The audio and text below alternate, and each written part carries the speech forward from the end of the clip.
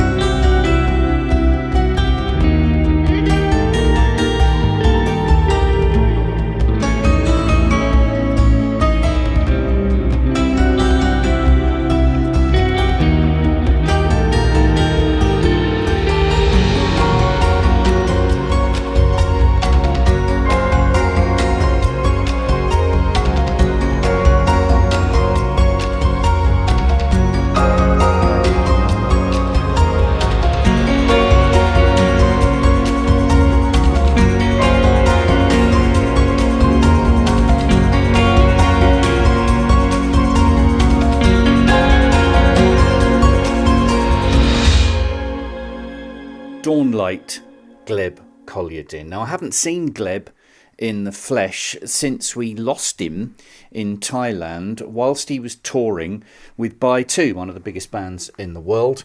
If you don't know that story, it made the press here.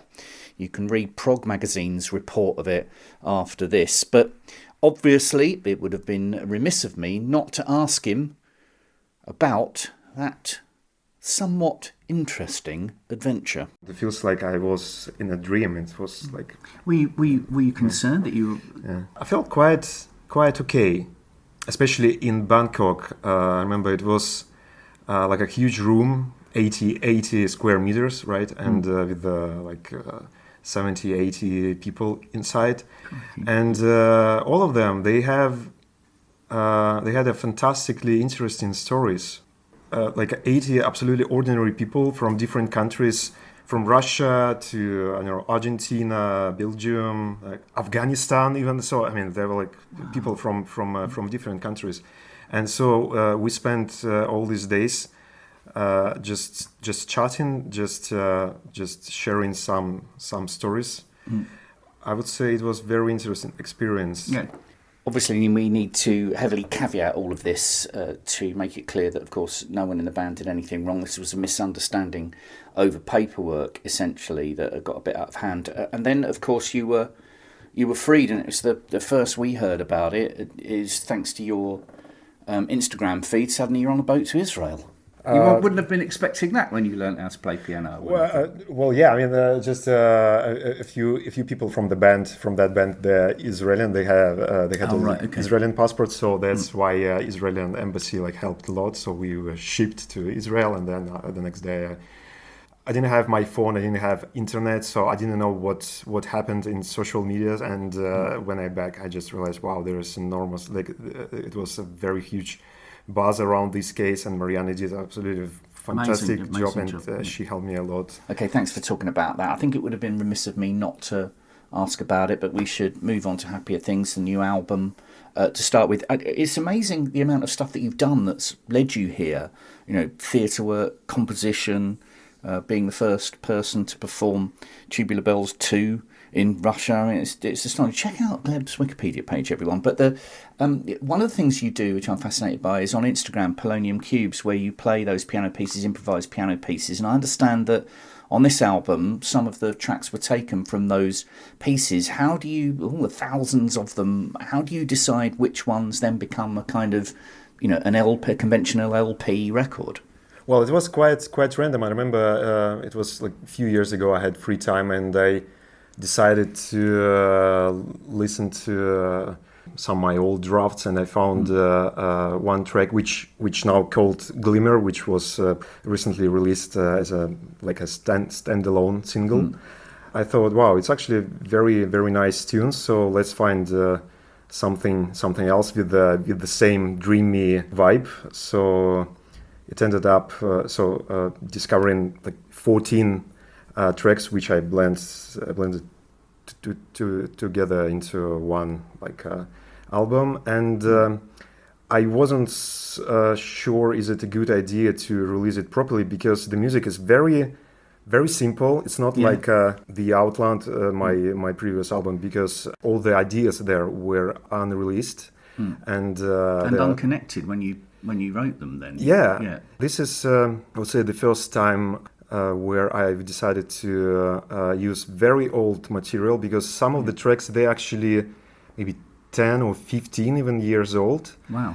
And they are so simple, but I just love the mood. I just love when I listen to this music now. I feel like it is kind of a diary of the person traveling to another like a fictional world, another planet. When you start writing them, they're abstract. Yeah. They're from right brain. How do you then title them? I love the titles of these.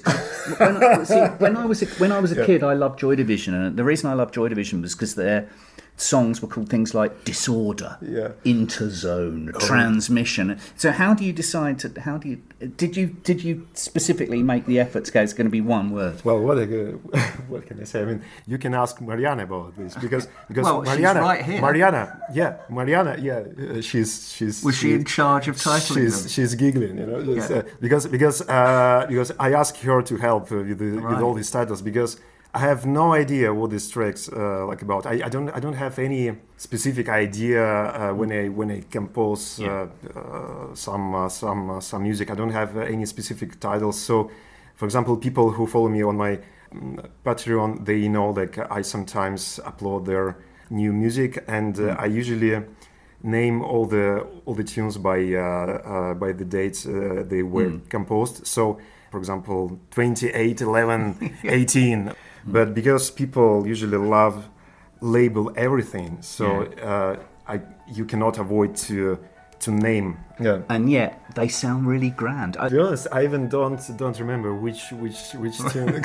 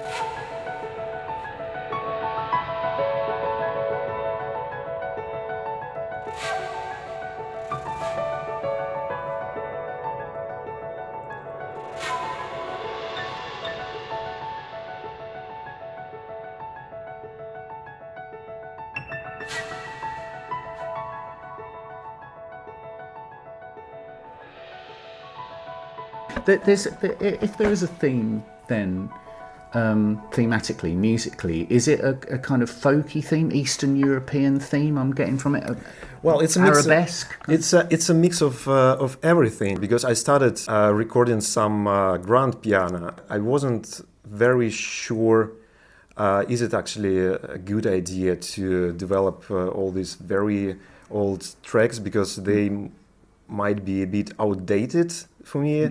But then I sent all the demos to Evan Carson, a fantastic percussion player, and he sent me his parts, and there were a lot of beautiful things inside, and I understood, wow, it's kind of a green light. So I completely sure, now I'm much more confident to go further and add some extra layers. And then I realized, okay, maybe it's a good option to ask somebody played some acoustic instruments, and then like a step by step some real flutes, some real unusual instruments like bansuri or kalimba appeared on the record, and step by step it became, I don't know, it grew organically in that way. That makes sense. So maybe it's the instrumentation I'm thinking of then, or maybe that's Evan and the musicians saw that in it or heard that in it. Well, all the people who play there, they are absolutely fantastically, and I'm very proud to work with them, and also it's kind of a milestone for me, because this is the first album which was produced completely like in this country. Some people from East Sussex, some people from Scotland, from Midlands. It's totally like the UK album. So is it, are these people that you've met yourself? A you thing? Were you driving this? Yeah, the Outland. There were a lot of very long tracks in terms of duration. For example, the opening track is like 10 minutes long. Yeah. So it was very, very helpful to have some ideas from Gavin Harrison, and it helped a lot to build it properly. But this time the tunes are very, very simple. They are very, very short. I texted to some people, I'm so sorry, there's a very, very short tune, and there's just like a few seconds window for you, but I really believe it could be great to if you play some beautiful melodies in these 15 seconds, it would be fantastic. And they just, okay, no worries. I've said it before, and I'll say it again. If you have a small window, a small framework, you have to be more creative within it. 10 minutes, fine. That's a big, that's a big landscape painting in the National Gallery, and that's impressive. But are you going to spend any more time with that, with that painting than you are with something smaller? And I think it makes you more creative. Is that fair? Yeah, maybe. Yeah, that's actually it's a good point. You feel maybe much more freedom because you can see the end.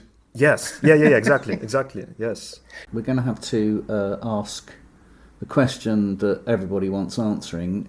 Is there going to be any more music from Iamthemorning? Of course. Yeah, sure. Are there plans? Tell me. Nobody knows when, but there definitely will be some new music. What's wrong with the making some breaks or totally, people? Yeah. I mean, people expect a lot of new music every year. It depends of the right circumstances. They're not machines. Yeah, exactly. Yes. Yeah. No. Has it gone funk? Well, first of all, this year we're gonna release a live DVD or Blu-ray. What's people usually used to watch some Blu-ray these days. Yeah, Blu-ray. Cool.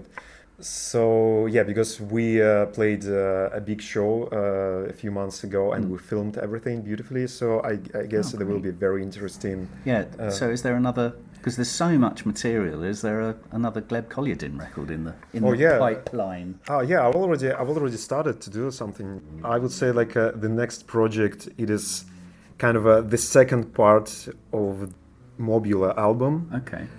So stylistically, it's very, very, very similar, but slightly more complicated, and I have a lot of like projects in my mind.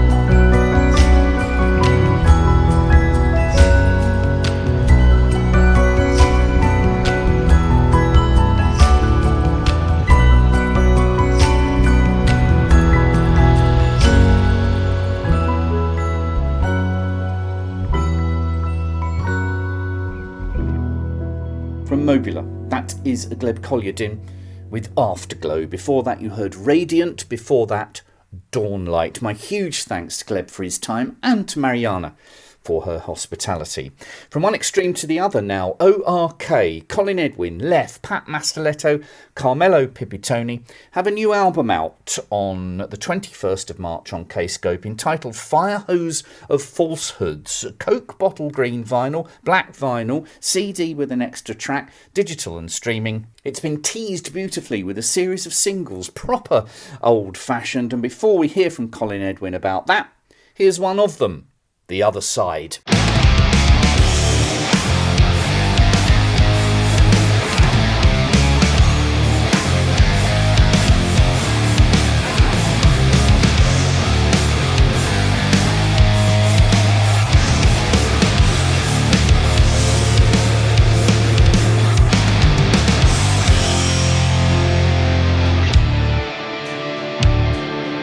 Just another time I let it go, with a thirst to fly above it all.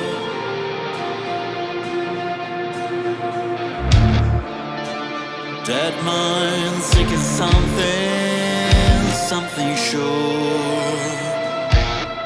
Fate twists for nothing more, long for another.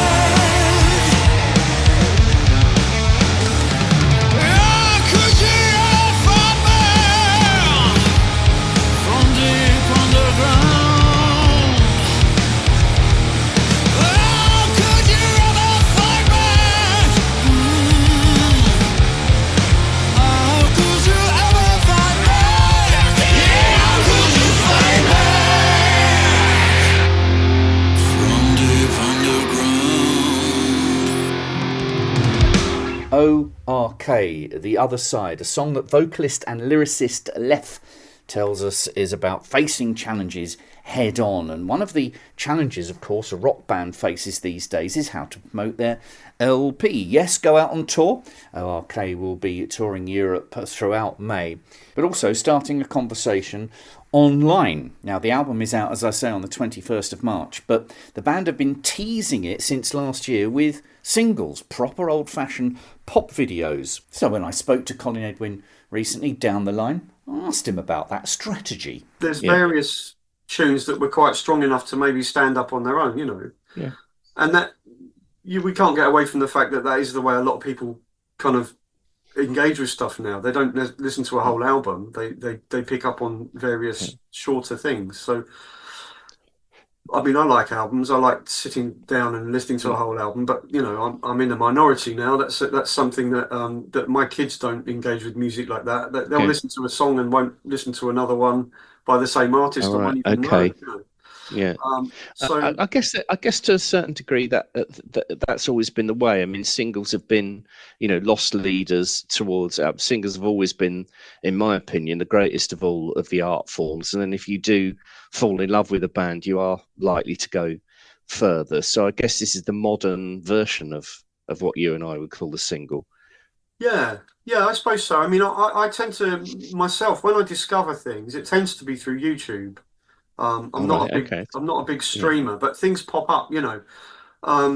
The other day I was listening to a band you might remember from the early 80s called the O.R.k. And, gotcha. Yeah, and I listened to a couple of their songs, and then I got fed a band from Australia called Gut Health. Oh, new band, yeah. Yeah, they're great, and I can sort of see how the algorithm led me to Gut Health from the O.R.k, because it's this similar kind of early 80s bass-led kind of thing. It's got a similar vibe, you know. I mean, decades apart, and you know, no relation whatsoever. But yeah, definitely, that's really interesting. It's done its job, and it's found me something that I like from something else. So, like a gatekeeper.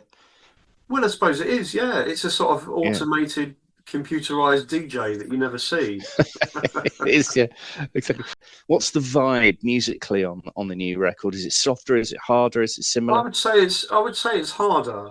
Right. But certainly the singles and the front end of what people are going to hear, it's going to be more upbeat. I think more in the upbeat direction. That feels natural. I mean, there's a lot of energy in the band, you know, and that's definitely coming out with the stuff, you know. Yeah. How on earth do you keep it a cohesive unit when you all live in different countries? Well, I think we've spent quite a lot of time together at this point, and there definitely was a sort of chemistry, you know, that when the very first thing that we did, we all recorded the whole album separately, and then we came together to do a tour. Yeah. And I can remember at the time, it was like, you know, we've got to make it work. And it sort of worked better than any of us thought it would, and we all got on really well. There's a sort of Venn diagram of, you know, when you've got the right people involved, there's a Venn diagram where you all meet and you've all got the right kind of intent. And we've definitely always had that. And we sort of know each other, and we sort of give each other space, I think, for what, you know, this is all unseen, unspoken, you know, it just happens. I can sort of appreciate what Carmelo does. I spend a lot of my time listening to him and fitting around him and coming up with things, you know, but I understand his sort of thought process in the way he puts things together. I can sort of see in my head the diagram of how to play with what he does, you know, a lot of the time. And a lot of what he does is pretty off the wall. So not every person would necessarily feel the same way as me. But yeah, and the same with Pat. I can recognise, you know, with Pat, he will do things that are very unexpected. We might have, you know, we're working on a song and Pat usually gets to it last, you know, so we have a structure that we give him, and then he comes back with something. And I'm always sort of thinking, I wonder what he's going to do, you know, or how he's going to improve the idea. And somehow he always does. So he always does something unexpected. He always does something quirky. He always does something that makes me then go back and change what I've done. Yeah. And it's all unspoken. It's all just, it's sort of, in a way, we're having a sort of extended listen to each other, I guess. Wow, that's amazing. Because personality-wise, I always think that every band has a Tigger every band has a poo and every band has an Eeyore. Right? Is that the case with you? Because you're being really hippie about it. Going, hey man, we listen to each other. That surely not. There's no band. Who's the Tigger? Who's the poo? And who's the Eeyore? No, I think that we're all kind of taking it on board at certain times. Maybe it's a rotating cast. It's a rotating. Well, look out for it. Look out for it next time you're together. Brilliant. Great to catch up with our old chum, Colin Edwin, being Tiggerish about being the Eeyore in O.R.k, I suspect there. And we're going to finish with a track from the new album entitled 16,000 Days, a really good example of the band's storytelling abilities, I think, this one. Thanks very much for supporting the Kscope podcast. Do please like and subscribe, share this wonderful independent music with your chums. Billy Reeves out. See you soon. Wash my sins, sour taste of peace. I glance somebody else's eyes staring at me. I'm just afraid to fall asleep.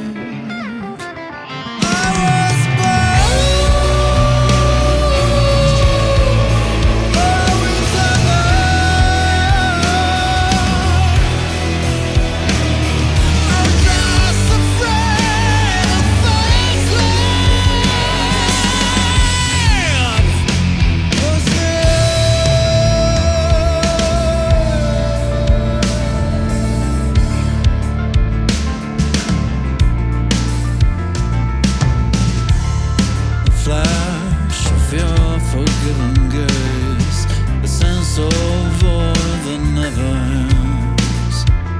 I can't seem to find a way the bravest can give voice to my full pain.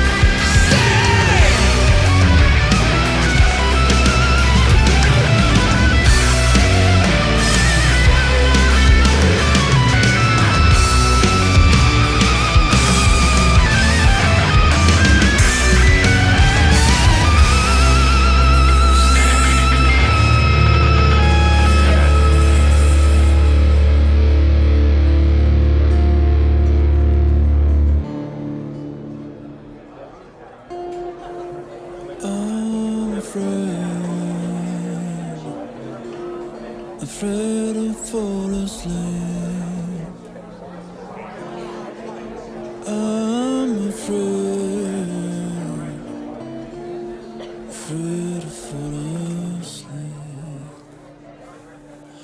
16,000 days, and I still feel the same. 16,000 days.